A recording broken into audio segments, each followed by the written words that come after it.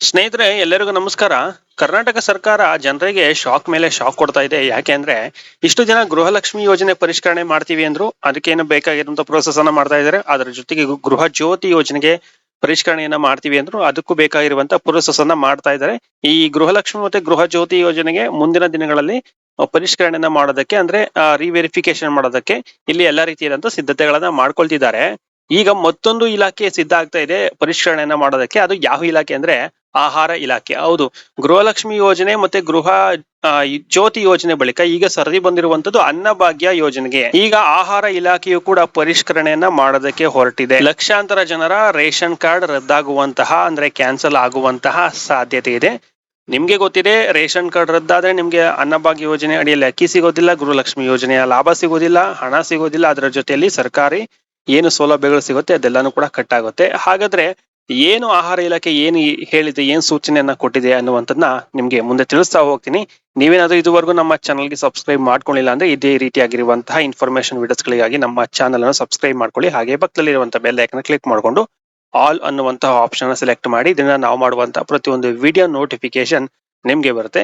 Okay ಸ್ನೇಹಿತರೆ, ಇಲ್ಲಿ ಮೊದಲನೇದಾಗಿ ನೋಡೋದಾದ್ರೆ ರಾಜ್ಯದ ಆಹಾರ ಮತ್ತು ನಾಗರಿಕ ಸರಬರಾಜು ಸಚಿವರಾಗಿರುವಂತಹ KH ಮುನಿಯಪ್ಪ ಅವರು ಬೆಂಗಳೂರಿನಲ್ಲಿ ಪತ್ರಕರ್ತರೊಂದಿಗೆ ಇದರ ಬಗ್ಗೆ ಚರ್ಚೆಯನ್ನ ಮಾಡಿದ್ದಾರೆ. ಪತ್ರಕರ್ತರೊಂದಿಗೆ ಸೊ ಅಲ್ಲಿ ಮಹತ್ವದ ಮಾಹಿತಿಯನ್ನು ಕೂಡ ಅವರು ಹೇಳಿರುವಂತದ್ದು. ಅವರು ಏನೇನು ಹೇಳಿದ್ದಾರೆ ಅಂತ ನೋಡೋದಾದ್ರೆ ನೋಡಿ, ಅವರು ಹೇಳಿರುವಂತದ್ದು ಅನ್ನಭಾಗ್ಯ ಯೋಜನೆಯ ನಿಜವಾದ ಫಲಾನುಭವಿಗಳು ಬಡವರಾಗಿರಬೇಕು. ಆದರೆ ಪ್ರಸ್ತುತ ಸ್ಥಿತಿಯಲ್ಲಿ ಅಂದ್ರೆ ಇವತ್ತಿನ ಸ್ಥಿತಿಯಲ್ಲಿ ಸುಮಾರು 13ರಿಂದ 14 ಲಕ್ಷ ಜನರು ಅನರ್ಹರಾಗಿದ್ದರು BPL ಕಾರ್ಡ್ ಅನ್ನ ಹೊಂದಿದ್ದಾರೆ ಅನ್ನುವಂತಹ ಮಾಹಿತಿಯನ್ನು ಕೊಟ್ಟಿದ್ದಾರೆ.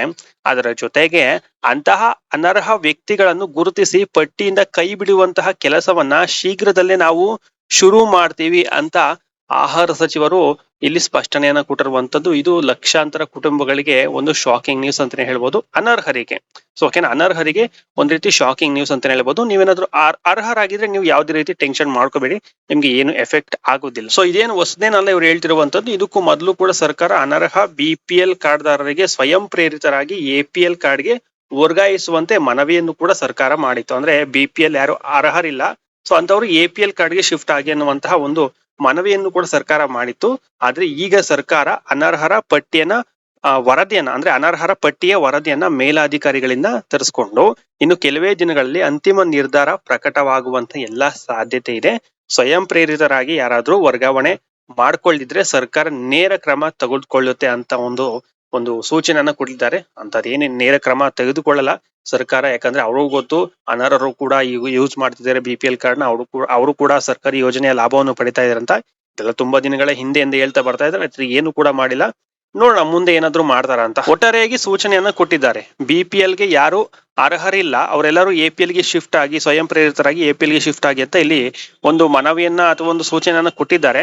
ಅದು ಮಾಡ್ಲಿಲ್ಲ ಅಂದ್ರೆ ಕ್ರಮವನ್ನು ತಗೊಳ್ತೀವಿ ಅಂತ ಹೇಳಿದ್ದಾರೆ. ನೋಡೋಣ ಮುಂದೆ ಏನ್ ಮಾಡ್ತಾರೆ. ಸೊ ಒಂದು ಕಡೆ ಈ ತೀರ್ಮಾನಕ್ಕೆ ಸರ್ಕಾರ ಏನು 13ರಿಂದ 14 ಲಕ್ಷ ಅನರ್ಹ BPL ಕಾರ್ಡ್ಗಳು ಇದಾವೆ, ಸೊ ಅಂತವ್ರನ್ನ ಪಟ್ಟಿಯಿಂದ ತೆಗಿತೀವಿ ಅಂತ ಹೇಳಿದಾರಲ್ಲ. ಸೊ ಇದಕ್ಕೆ ಒಂದ್ ಕಡೆ ಸರ್ಕಾರದ ಆರ್ಥಿಕ ಒಂದು ದೃಷ್ಟಿಯಿಂದ ಸೊ ಈ ಒಂದು ಕ್ರಮ ಏನಿದೆ ಇದು ಸ್ವಾಗತ ಮಾಡಬಹುದು. ಒಂದು ಒಳ್ಳೆ ಹೆಜ್ಜೆ ಅಂತಾನೆ ಹೇಳ್ತಿದ್ದಾರೆ ಕೆಲವರು. ನಿಜವಾದ ಬಡವರಿಗೆ ಈ ಒಂದು ಸೌಲಭ್ಯ ತಲುಪಬೇಕು ಅನ್ನುವಂತಹ ಉದ್ದೇಶದಿಂದ ಈ ಒಂದು ಕ್ರಮ ಸರಿ ಅಂತ ಕೆಲವರ ವಾದ. ಇನ್ನು ಕೆಲವರ ವಾದ ಏನಂದ್ರೆ, ಪಟ್ಟಿ ತಯಾರಿಸುವ ಸಂದರ್ಭದಲ್ಲಿ ನಿಜವಾದ ಅರ್ಹ ಫಲಾನುಭವಿಗಳಿಗೆ ತೊಂದರೆ ಆಗುತ್ತೆ, ಅವರ ಹೆಸರನ್ನ ಕೈ ಬಿಡುವಂತ ಸಾಧ್ಯತೆ ಇದೆ, ಅಪಾಯ ಇದೆ. ಸೊ ಅಂತ ಇಲ್ಲಿ ಜನಸಾಮಾನ್ಯರು ಆತಂಕ ಪಡ್ತಾ ಇರುವಂತದ್ದು. ಸೊ ಇದೇ ರೀತಿಯಾಗಿ ಕಳೆದ ಕೆಲವು ತಿಂಗಳುಗಳ ಹಿಂದೆ ಆಗಿತ್ತು.